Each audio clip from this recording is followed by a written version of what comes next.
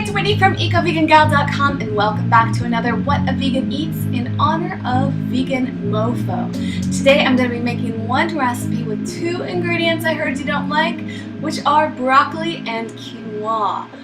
It's so funny to hear about all these things that people don't like. I guess it reminds me that I like a lot of foods because I happen to love broccoli and I love quinoa. But remember, as I've said in all these videos, it's all about how you've had them before. Maybe they've been too bland, maybe they haven't been cooked right. Whatever the situation is, let's give this a try. Let's check out what today's Vegan MoFo question is. What was your first vegan cookbook? I have no clue. No clue. I guess it wasn't that memorable. There's a couple books I will say that my favorites are. The 30-Minute Vegan I love just because it's so easy to make those recipes. And also Chris Carr's books Crazy Sexy Diet and her new one Crazy Sexy Kitchen are great. The Kind Life has been fantastic, Forks Over Knives. But I'm not a big recipe book. Oh, of course, How to Eat Vegan for $4 a day.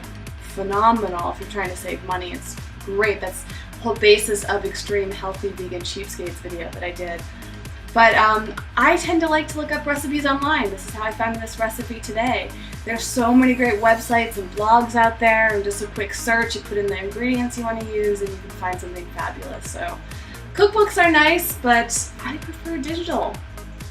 So if you don't really like the taste of broccoli and quinoa, at least not yet, what are the health benefits to it? Let's find out. Broccoli contains vitamins A and K, which can help keep the metabolism of vitamin D in balance. And vitamin D we get from the sun, typically. Most forms of supplemental vitamin D are not vegan, so you have to be very careful. And it's a very important thing to help balance our mood and keep our skin in good health. So eating broccoli will help make sure that all that vitamin D is being absorbed into your body. Broccoli also has high levels of calcium. It's good, a very good detoxifying vegetable. It can improve your eye health as well as your skin health, maybe because of the vitamin D. It's high in fiber and it's an anti-inflammatory. Quinoa, you probably know this, it's a complete protein. So whenever anyone asks you, where do you get your protein? You could list so many things, including broccoli even has protein in it, but quinoa is a fabulous, fabulous source of it. It's a great source of energy as well. It can help reduce the frequency attacks in migraine sufferers, I just found out. It helps with your stamina and gives you quicker recovery time, so when you're working out a lot, that's great in addition to the protein benefits.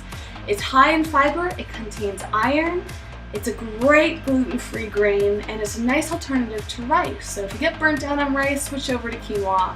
It's in a different texture, it's smaller than it, it's got a little bit of a crunch, almost like a nutty flavor to it, and it's really versatile. You can put it in so many different recipes, so definitely give it a try. Also, try out different types of quinoa. There's red quinoa, there's yellow, whitish quinoa. I don't know if there's more than that, but it has a different texture and flavor depending on which one you get. I've got a recipe for you today from Healthy Happy Life. Kathy wrote this recipe and it is a golden quinoa with maple roasted cheesy broccoli. So sweetness and cheesiness and the roastiness and the fluffiness of the quinoa. I think this is a pretty good recipe for us to try today. This recipe usually calls for saffron too, which can be really exciting. I'm not including it in this recipe because I don't feel like buying it, honestly. It's kind of expensive. I figure it's harder to get. I wanted to make this easy for you, but if you want to bump up the flavor even more, go and get some saffron. I've been meaning to have that in my kitchen for a while. This is going to be a super basic recipe as usual, so let's get started. Alright, well I've chopped up my broccoli ahead of time, and I started boiling some water with some salt in it that it called for. I'm going to bring it back to a boil, and I'm going to add in some garlic powder. Garlic is such a great flavor enhancer. And let's see here, we're going to put in about a tablespoon of garlic powder right into the water. And this is also where you would put the saffron in. So, stir that around and let that dissolve. I put a cup and 3/4 of water in with that. While we're waiting for that to get going, let's get the broccoli ready. So we're gonna add in the broccoli with some soy sauce. 2 to 3 tablespoons of soy sauce. As usual, I'm using coconut aminos as a soy-free alternative. And I tend to like the flavor of this, so I'm gonna put in 3 tablespoons. By the way, when I chopped up the broccoli, I also included the stalks. I think the stalks are delicious. People usually do just the heads, but the stalks can become really, really tender, especially when they're roasted, and the recipe calls for it anyway, so be sure to include that. Then we're going to put in 1 to 2 tablespoons of maple syrup. I'm going to go with 2 tablespoons because I like it nice and sweet. And put the quinoa in here.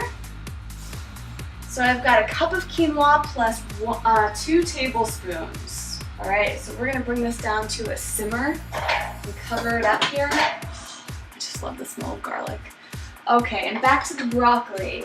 We're going to put in 2 to 3 tablespoons of extra virgin olive oil. Since I tend to like to go light on olive oil, I'm just going to put in 2 tablespoons. I've experimented a lot of times with roasting vegetables without any oil.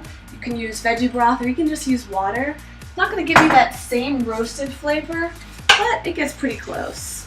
Now we're going to add in some nutritional yeast. This recipe calls for 1/3 cup, but I'm running low, so I'm just going to sprinkle some in here.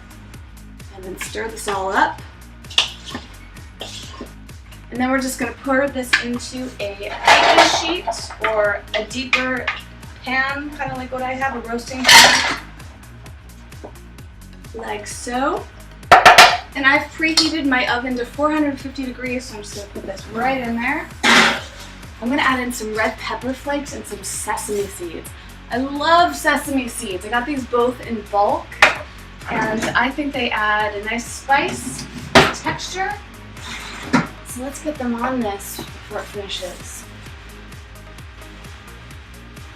The quinoa has been cooking for 10 minutes. We're going to take it off the heat and let it sit there for another 10 minutes.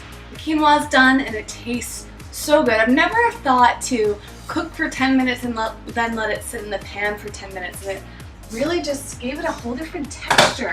This is exactly why it's great to do different recipes, because you might experience a food in a way you never thought before. Now, I've been letting the broccoli roast for a little bit longer than the instructions. It was supposed to be for 10 to 15. Ended up being about 25 minutes for me. It's all personal preference. I like my roasted vegetables to be kind of crispy on the outside, but you really just need to wait till they're tender and then keep going if you need to. So let's get that out. So exciting. We can add some nutritional yeast into the quinoa, as well as some black pepper. Stir that up here to add a little bit more flavor. Now we're going to scoop the quinoa into a bowl, and let's top it up with the broccoli. So it looks like this is going to yield about 2 servings. This is great if you're having dinner with somebody or lunch, or you want to make some for dinner and then have the rest for leftovers. It smells so good. Let's see how it tastes. If you don't like the broccoli and the quinoa like this, I don't know what else to say. It's so nice. The broccoli came out so tender. It's sweet, slightly cheesy. If you want more of that cheese-like taste, you could add more nutritional yeast like I was supposed to. You could add in more garlic. You can even add in different seasonings as you like. Play around. But just using this as a basic guideline is a great way to start experimenting with quinoa and broccoli. But really, you could do this with rice, you could do this with any vegetable that you want. I just want to do this because I know these aren't everybody's favorites. So nice. I'm going to go enjoy this, and I can't wait to hear what you think as usual. Tell me what you think when you make this recipe, if you made any modifications. What are your favorite broccoli recipes, your least favorite? Same with quinoa. Or are there alternatives that you much prefer over them? Thanks so much for watching. As always, give this video a big thumbs up if you like it, and please subscribe so you're the first to know when I have more videos like this. You can check out ecovegangal.com for more information, and follow me on all the social media networks where I'm always chatting about healthy living, eco-friendly living, recipes, all of that. I love hearing from you and connecting with you. and I will see you tomorrow in the next MoFo video.